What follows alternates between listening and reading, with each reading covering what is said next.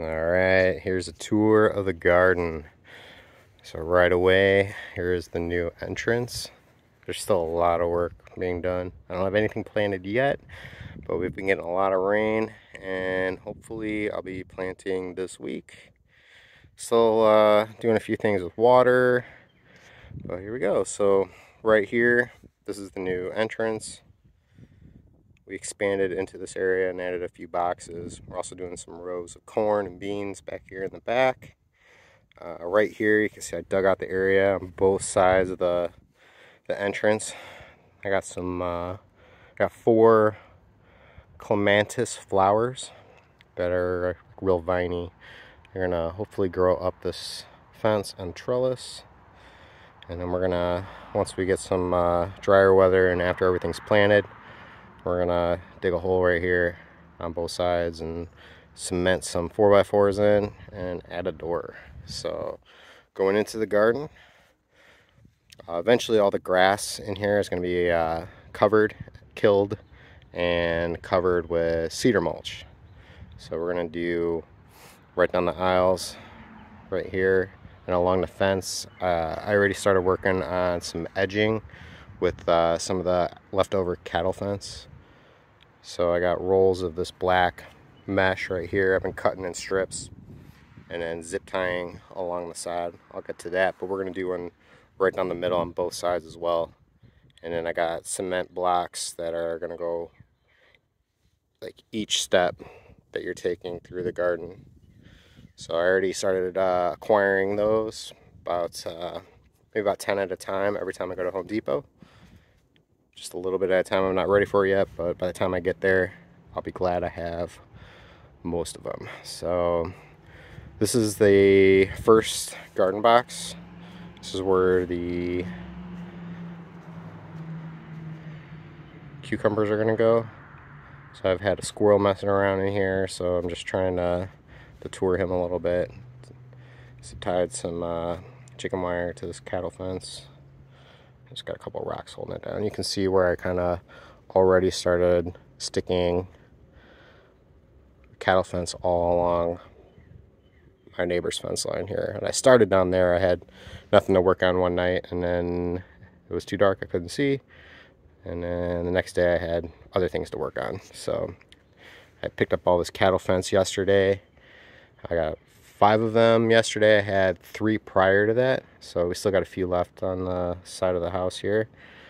But I built this box last year. It was actually one big box, and what I did was it was working. I filled the bottom of it with some leftover or like all the scraps from the sunflower seeds, leaves, grass. I threw that all on the bottom and then covered it with some dirt, and it looked awesome. It was probably about 2 years ago I did that, maybe a year ago, year and a half. All amazing dirt. So there was just a few little pieces. It all pretty much broke down. There was just a few pieces of the stalk from the sunflower still in there. But what I ended up doing, this was actually in the front yard, and I cut the top off of it, put the top right on the ground, laid some cardboard underneath it first, laid it right on the ground here. And this was actually the top of this. So now I got 2 boxes. This is where my carrots are gonna go, right in here. I think I'm gonna do herbs right here. I'm gonna be doing like mixture of basil all along the corn as well. I read that that's supposed to do really well. And then moving along, last year I done grow bags and kiddie pools, and it was all right. It was a weird year. I mean, it was my first time ever doing it, so we're gonna try doing some different things. My old socks here, I put Irish Spring in those and just kind of hang them along the fence area just to try to keep things out of here. And then I already laid down the tarp because this is the area I was working in primarily last year. This old kiddie pool had a hole in it, so shovel accidentally went through it, or a rock, I don't know. But we're gonna do radish in there this year. And I already got this fence made up for this, so I can hide all that. I don't know what I'm doing with this yet. Might do something. I still got rocks and water in here from last year. Oh, here's one with a hole in it too. See the hole. moving down here. It's all my extra hosing that I'm still in the middle of using. We're going to do garlic and shallots in here. And along the side here, we're going to do buckets of potatoes. Got my water set up, trenched a line all the way to the back. Secured it with this adapter here. It was pretty nice, actually. It just screws a hose right in the back. And then it's got this nozzle here, and then I just split it. Couldn't find any more of these. Just the angle where everything was at, I had to get those bends on there. So works good. But yeah, I got about 300 feet of hose. This black hose that's running along here, and I can make my own hoses now. I just kind of use that to supply areas, and then I start branching off into soaker hoses. So I got timers that are going to go on here. This was just on here for testing to see how it's going to work. I'm going to change some stuff up with my other bed over here. And this is where the tomatoes and peppers are going in these 2 boxes. So I've had one squirrel just playing around in all my dirt, so I'm trying to keep him out. Eventually what I'm going to do is, once I get the sides all done, I'm going to cover the top of it with netting, so that way he's not able to get in there, and I'll just secure that down. A lot of ideas, so we're still playing around with stuff as we go, but so far it's looking awesome. I've got the entire back all on here, secured all the way down. Started working on the front. This stuff takes forever, and my hands are just tore up from messing with this chicken wire, so not fun. So we're gonna rework some of the water in here. I was testing it out, just making sure the hoses don't blow apart. So I had that problem last year, and then I started using these hose clamps on here, and that's definitely the way to go. I had kind of like a different mixture of different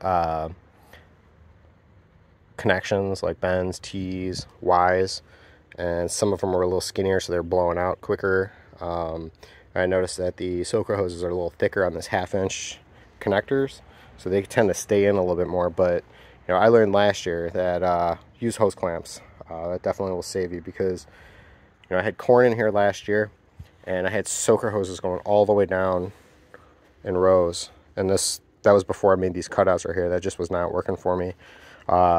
And I had the hose blow apart, and it was just flooding. I came out here one day, and you know, I was checked on it in the morning, because I had it going in the morning so I can come out here and just check on it before I leave, and it was just gushing water on the other end. So yeah, definitely hose clamps on the plugs. Just kind of wherever you think you might need them, but test it. You know, that's kind of what I've learned. Test, test, test.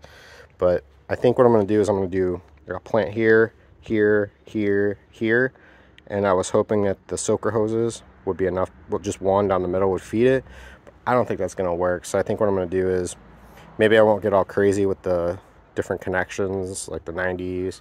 I might just mess with this, like replace this piece right here, and then just slide everything over, and then just take another hose and then just run it around, just wrap it. Not playing around with the connections. It looks awesome, but it's a lot of work cutting it, putting those ends on. A lot of times you gotta shove a pair of needle nose pliers in there and kind of stretch the hoses out a little bit, so that way you can get the plugs in. And it's just taxing on the hands, just messing with all this yesterday. I got cuts, blisters. I was bleeding yesterday from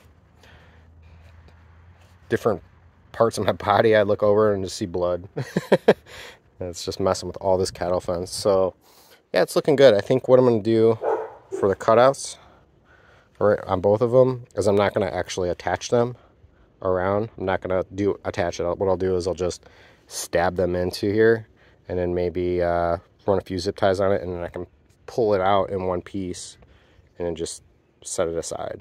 I don't know. We'll see what works. It'll change 10 times. And then here's my old temporary fence. That's going to come out and match the other side over there. But so far, I'm loving the way that it's turning out. Learned a lot messing with the cattle fence and the chicken wire. It's hard because you need your fingers to do a lot of it. But, you know, it's like if you wear gloves, you're just tied up. You can't bend stuff. You can't get your fingers in there. But yeah, is what it is. So I just kept telling myself, stick to it, stick to it. Hopefully I won't have to do this again last year. I'm gonna leave all this in here over the winter. And then in this dead area where all the extra hoses are at, I think I'm getting some boxes from someone, and I might put a pallet right here and set the boxes on the pallets just so that way they're not sitting on the dirt, or well, it'll be all mulched in, but you know, just kind of, I got like a natural angle kind of going down this way, so all the water would just sit right on the box. I don't know what I'm riding out. Still haven't planned anything yet for the water for the buckets here, the radishes, and the 2 boxes. I have nothing planned yet for that. I've got some ideas. I got one extra free hose connection right there, so I'll probably do something with a hose like this. Just come straight down, around, and then feed all these areas. Might do like a soaker or something like that inside of there. I don't know yet. I got these, I bought this mister kit. It was like $30, and it's screws on, and it's got all these different T connections, so you can actually spray mist. So I don't know if I'm gonna mess with that this year, what I'm gonna do, but I have it. And these are all my leftover rocks from the pools, but we're done with those, I think. So yeah, and you can see right here where I started attaching that black netting. So the reason I was doing that is just, one, you can see some of these large gaps where my neighbor's fence is at. It doesn't come all the way down, so you know, bunnies, anything like that can get through there. So my idea was, and then plus, you know, I want to mulch this entire area. I don't want it just flowing into his yard. I want to be able to hold it into my area, so I'm not constantly adding, and I'm not trying to be a nuisance to him as well. So he's a cool dude. So I started attaching that black netting. I think that'll hold in the mulch just fine. And then we'll tarp this area. We'll take a tarp, probably cut it up, lay it down, throw mulch over it, done. And then we'll take these blocks like this, and then we'll just make little walkways all the way through the garden. Got some solar lighting. I got boxes of solar lighting, so at night it's starting to look pretty cool in here. I can't wait till I get all the lights in here. It's gonna look awesome. So, well, that's it.